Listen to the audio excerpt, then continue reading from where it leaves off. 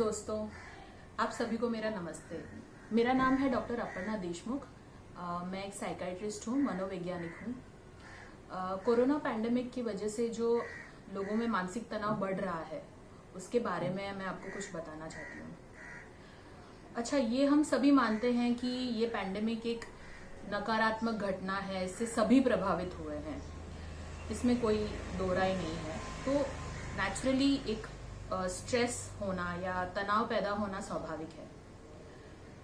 पर दो चीजें हैं जिनके बारे में मैं आज बात करने जा रही हूँ, जो मे भी आपको ये स्ट्रेस के साथ डील करने में या ये तनाव को फेस करने में मदद कर सकती हैं। पहला है focus on the factors that are within my control, यानी कि ऐसे तत्वों पर ज्यादा ध्यान दें जो आपके कंट्रोल में है या आपके नियंत्रण में है। और दूसरा चीज है टाइम मैनेजमेंट, यानी कि समय का सही नियोजन करना। तो पहली चीज ये है कि ज्यादातर लोग अगर इन चीजों पे फोकस करें कि पैंडेमिक फैल रहा है या इसके केसेस बढ़ रहे हैं, लॉकडाउन एक्सटेंड हो रहा है, तो ये ऐसे फैक्टर्स है या ऐसे तत्व हैं जो बिल्कुल हमारे नियंत्रण में नहीं है।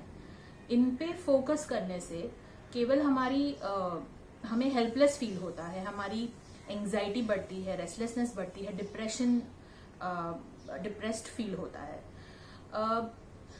अगर इसके विपरीत हम इन फैक्टर्स पे ज्यादा ध्यान दें कि जैसे सोशल डिस्टेंसिंग के रूल्स फॉलो करना या जो हाइजीन है, जिसकी हमने देखा है अलग अलग प्लेटफॉर्म्स पे इसके बारे में हमें जानकारी दी गई है, ये रूल्स फॉलो करना, सोशल मीडिया का सही इस्तेमाल करना, यानी कि लिमिटेड इस्तेमाल और सही जानकारी प्राप्त करना, जैसे कि हेल्थ अथॉरिटीज जो इंफॉर्मेशन डिस्पेंस कर रहे हैं वो ज्यादा क्रेडिबल है व्हाट्सएप फॉरवर्ड्स के मुकाबले, तो इन पे ज्यादा ध्यान देना और डेफिनेटली समय का सही उपयोग करना। ये फैक्टर्स हमारे ज्यादा कंट्रोल में है, तो इन पे अगर हम ज्यादा फोकस करें तो हमें ज्यादा इन कंट्रोल फील होगा, हमें रेस्टलेसनेस कम लगेगी और हमें ज्यादा प्रोडक्टिव भी फील होगा।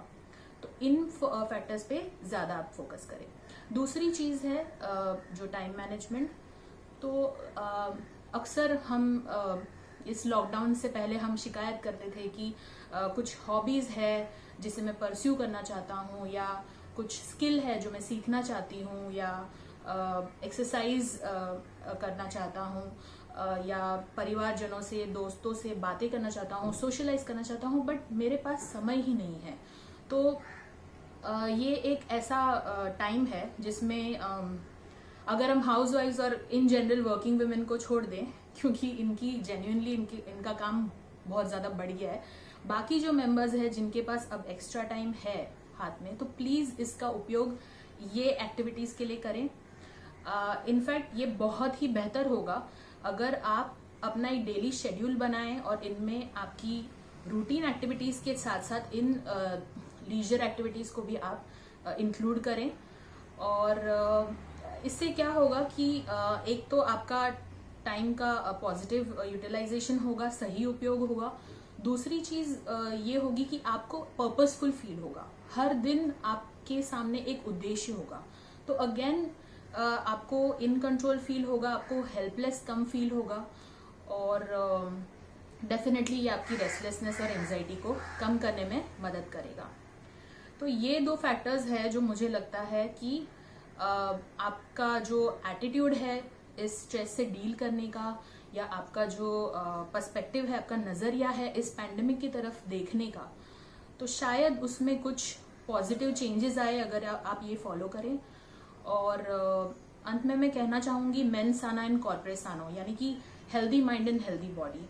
तो फिजिकल हेल्थ का तो आपको ख्याल रखना ही है, लेकिन साथ साथ में प्लीज आपकी मेंटल हेल्थ का भी आप ध्यान रखें। और मैं यही आशा करती हूँ कि जो मैंने कहा है आपको उपयोगी हो। Stay home, stay safe. नमस्ते।